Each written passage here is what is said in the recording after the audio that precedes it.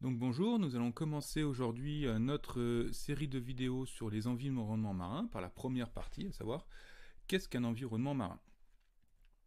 Alors c'est assez simple, au final, les environnements marins sont les environnements de mer et d'océan. Or, ces environnements couvrent 71% de la surface du globe terrestre. Donc, bien sûr, les environnements marins sont très abondants. On va retenir principalement deux caractères discriminatoires pour catégoriser nos environnements marins. Le premier de ces caractères va être la bathymétrie. C'est-à-dire qu'on va avoir des environnements qui vont être complètement différents depuis la plage jusqu'au fond des océans. Le deuxième caractère qu'on va pouvoir retenir, surtout lorsqu'on va parler de géologie en ce qui concerne les registres sédimentaires, va être le type de sédimentation dominante, à savoir silicoclastique, carbonatée, puis il y a aussi évaporitique dont on parlera un petit peu. Le premier caractère, la bathymétrie. En fait, la bathymétrie va d'abord être importante en ce qui concerne l'énergie du milieu. Si on est proche du bord, on va être très influencé par les courants, par la houle, les marées. Donc ça va être un caractère extrêmement important. Mais on va être aussi beaucoup plus proche de la source sédimentaire, hein, comme vous pouvez voir notamment sur cette photo satellite du Mont Saint-Michel. Vous avez l'apport de matériel qui se fait ici, puis il y en a un petit peu aussi à ce niveau-là, et vous êtes dans une zone où il y a la marée qui agit énormément. Puis vous avez aussi beaucoup plus de concentration en organismes, principalement des organismes benthiques, mais aussi des organismes pélagiques. Mais la majorité reste les organismes benthiques, voire dans les environnements peu profonds, ça peut être des organismes récifaux. Et donc la concentration est beaucoup plus importante par rapport à des environnements beaucoup plus profonds. Alors on va retenir, dans un environnement peu profond, il y a plus d'énergie, plus proche de la source sédimentaire, et une plus forte concentration en organismes. Et ça, cette plus forte organisation en organismes, c'est notamment pour deux caractères. La première chose, c'est qu'on va être dans des environnements qui vont être plus concentrés en nutriments, vu qu'on est plus proche des sources d'apport de nutriments et qu'il y a plus d'organismes qui vivent dans ces environnements-là. Et puis, on a aussi un accès à la lumière pour les organismes photosynthétiques, chose qu'on n'a pas dans les environnements à forte bathymétrie. En ce qui concerne le type de sédimentation, cette fois-ci, elle va être surtout dépendante de la localisation géographique. En effet, si vous êtes proche des embouchures des fleuves, des environnements qui vont être plutôt aux moyennes latitudes, voire même un peu plus haute latitude, on va être dans des environnements qui vont être dominés par des silicoclastiques. Tout simplement, principalement, pas exclusivement, mais très majoritairement, des sables quartzeux. Si par exemple vous êtes beaucoup plus proche d'environnements plus chauds à production carbonatée, on va en discuter, ce sera des environnements à dominance carbonatée. Ce type d'environnement silicoclastique va être principalement dépendant d'un apport de matériel sédimentaire qui provient de l'érosion des montagnes, transporté par les fleuves. Donc c'est vraiment cet apport fluviatile qui vient nous donner l'ensemble de notre matériel sédimentaire, et ce matériel sédimentaire va être redistribué par la houle, par les courants, par la marée. Donc là, par exemple, vous voyez, vous avez des bras sur cette photo de la baie d'Arcachon. Vous avez la flèche ici, côtière, riche en sable, qui provient de matériel apporté par ailleurs et qui est redistribué par la houle.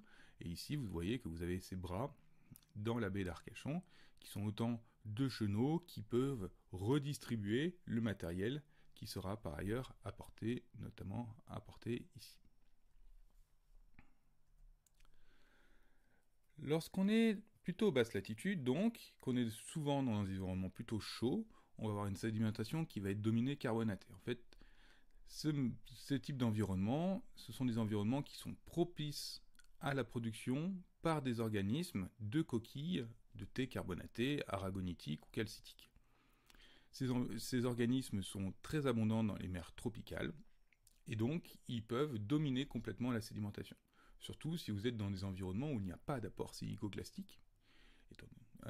Et donc du coup vous aurez du matériel exclusivement carbonaté. Et ce matériel il est produit sur place. Et puis après il peut être exporté par ailleurs, mais contrairement au matériel silicoclastique qui est apporté par les fleuves, dans le cas de la sédimentation carbonatée, de plateformes notamment comme ici, dans les Bahamas de plateformes carbonatées, le matériel est produit sur place. Il faut bien comprendre que si la bathymétrie est extrêmement importante, la topographie, elle, va être aussi très importante. Elle va notamment jouer avec la bathymétrie et la courantologie.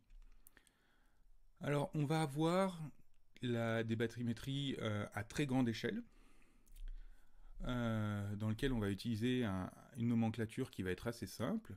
On va utiliser le terme de proximal pour ce qui est le plus proche des côtes, et de distal, ce qui est le plus éloigné des côtes, comme ici, comme sur ce schéma. Cette topographie, on va toujours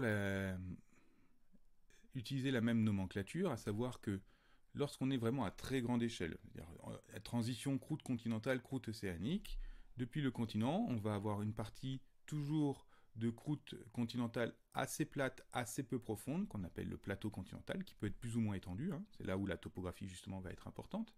Donc il peut être très plat sur de très longues distances, par exemple au large de la Bretagne, ou on peut tomber très très rapidement sur la pente qui va mener à la croûte océanique, et puis les plaines abyssales.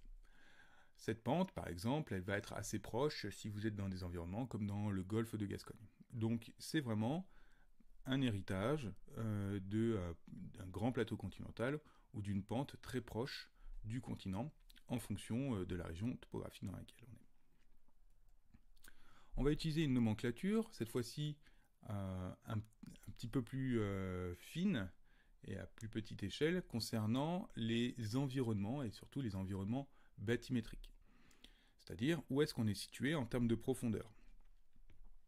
Alors c'est la nomenclature anglo-saxonne en sédimentologie qui va dominer. Et vous pouvez trouver des mélanges entre la nomenclature française et la nomenclature anglo-saxonne, mais si vous utilisez la nomenclature anglo-saxonne, il n'y a absolument aucun problème. En géologie, en sédimentologie, c'est celle qui est le plus couramment utilisée. On parlera de supralittoral ou supratidal lorsqu'on est au-dessus, dans les terres, au-dessus de la zone de battement des marées. En fait, c'est au-dessus de la marée maximale, qui est une zone où on peut quand même avoir des apports, notamment lorsqu'on va avoir des grosses tempêtes, où le niveau de la mer peut déborder. Mais ça reste une zone dont on va parler, qui va être dominée par le vent. Vous avez une zone dite littorale ou intertidale, tidale voulant dire marée. C'est la zone dans laquelle on va avoir le battement des marées. Donc c'est entre la haute mer, ici, et la basse mer. Donc c'est-à-dire la marée haute et la marée basse. Puis dessous, on va avoir une zone dite néritique, subtidale ou sublittorale, en fait, qui est sous la zone de battement des marées.